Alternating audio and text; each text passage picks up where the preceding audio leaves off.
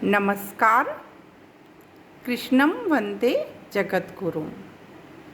प्रिय बच्चों, आप सभी को कृष्ण जन्माष्टमी पर अनंत मंगल कामनाएं।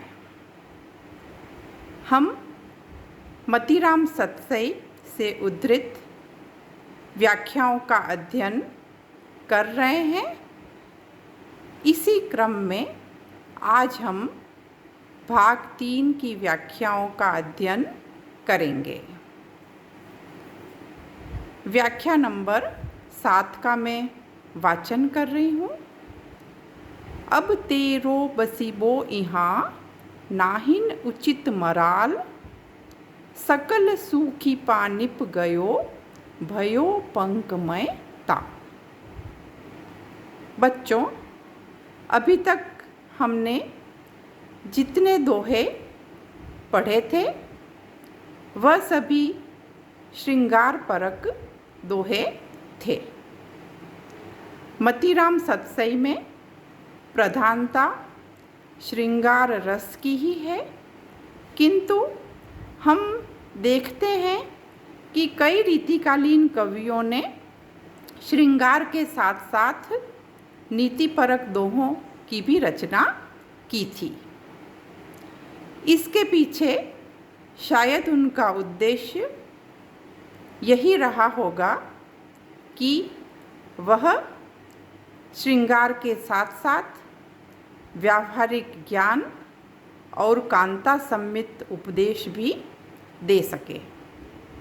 जैसा कि मम्मट ने काव्य का उद्देश्य बताया है कि काव्य का एक उद्देश्य व्यावहारिक ज्ञान प्रदान करना और कांता सम्मित उपदेश देना भी है। तो इसी क्रम में मतीराम ने भी कई दोहे नीतिपरक लिखे हैं जो अत्यंत सुंदर बन पड़े हैं। प्रस्तुत जो दोहा है जिसका अभी मैंने वाचन किया वह भी एक नीतिपरक दोहा ही है, जिसमें कवि ने हंस के माध्यम से सज्जन व्यक्ति को उद्बोधित किया है। अब हम यहाँ पर अर्थ देखेंगे इसका कि अब तेरो बसीबो इहाँ नाहिन उचित मराल। मराल से तात्पर्य हंस से है। तो हंस को संबोधित करते हुए कवि मतीराम कह रहे हैं कि हे हंस, अब तेरा यहाँ रहना। यहाँ रहना से तात्पर्य क्या कि हंस कहाँ रहता है? सरोवर में रहता है। तो अब तेरा इस सरोवर में रहना उचित नहीं है। क्यों उचित नहीं है? उसका कारण बताया है दूसरी पंक्ति में मतीराम ने कि सकल सूखी पानिप गयो भयो पंकमय ताल। कि यह जो ताल है यह क्या हो गया है कि सकल सूखी पानिप गयो। इस ताल का, इस सरोवर का सारा जो पानी है वह सूख गया है और यह जो है वह पंकमय अर्थात कीचड़ से युक्त हो गया है। पानी जब सूख जाता है तो वहाँ कीचड़ ही शेष रह जाता है और हंस कभी भी पंकमय ताल में नहीं विचरता है। हंस को श्रेष्ठ माना गया है और यहाँ पर यह जो श्रेष्ठता है उसे उन्होंने सज्जन व्यक्ति के रूप में बताई है कि जैसे हंस श्रेष्ठ होता है वैसे सज्जन पुरुष भी श्रेष्ठ होता है। तो सज्जन पुरुष को संबोधित करते हुए कहा है।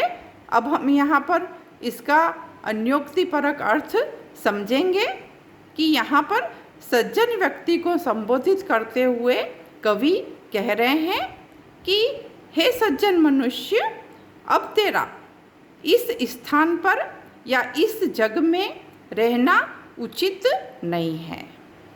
क्यों उचित नहीं है?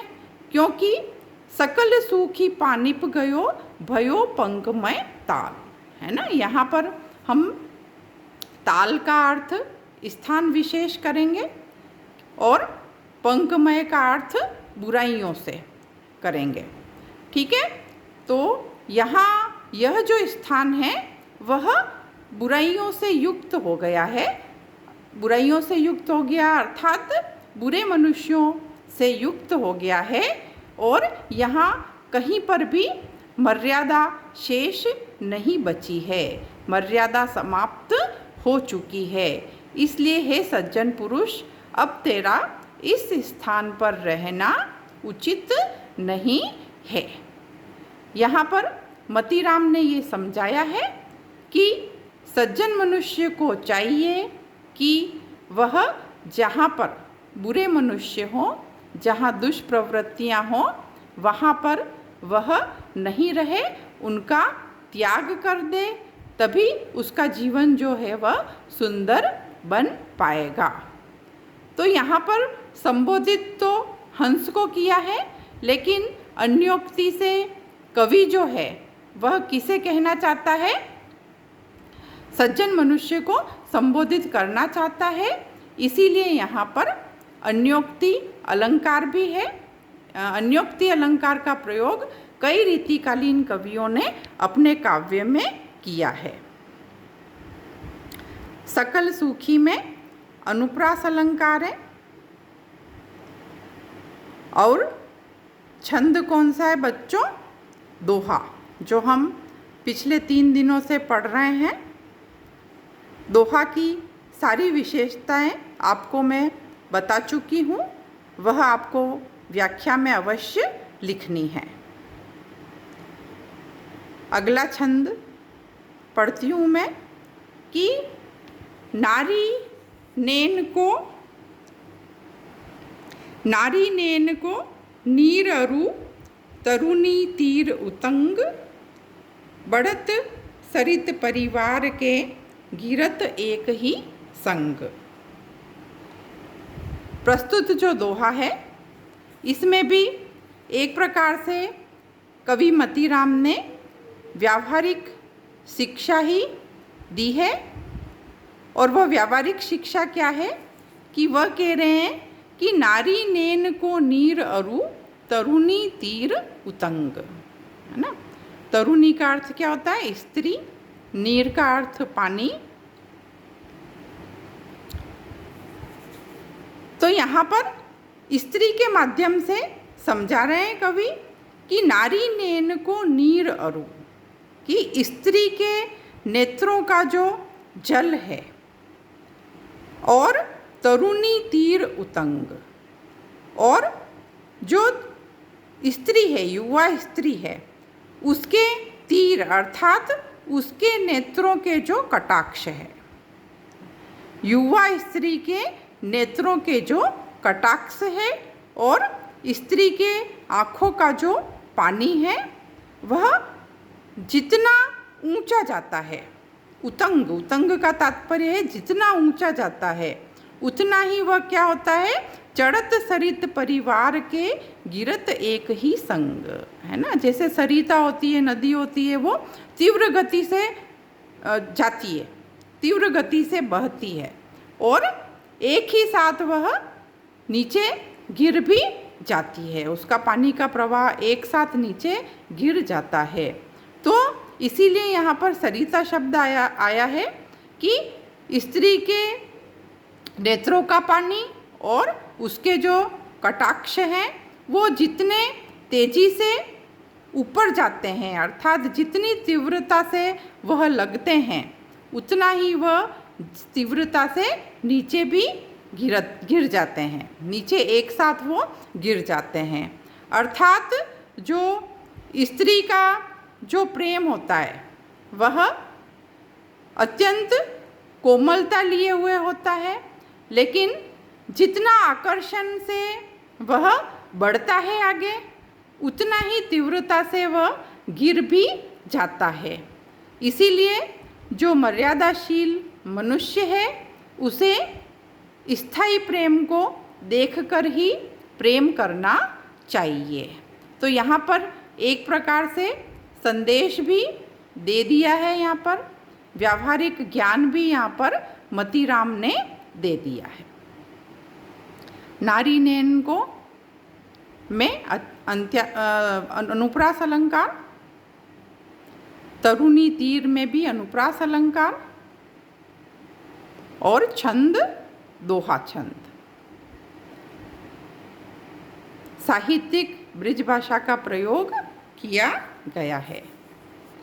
अब हम अगला छंद पढ़ेंगे कि श्रम जलकन जलकन लगे, अलकनी कलित कपोल, पलकनी रस छलकन लगे, ललकन लोचन लोल। प्रस्तुत जो छंद है उसमें मतीराम ने अत्यंत कोमल नायिका का मनोहारी चित्रण किया है। हम पिछली कक्षा में पढ़ चुके हैं कि अलग अलग नायिकाओं का चित्रण मतीराम ने अपने काव्य में किया है। यहाँ पर जो नायिका है वह अत्यंत कोमलांगी है और थोड़ा सा ही श्रम करने पर वह अपनी सुंदरता को बढ़ा हुआ पाती है।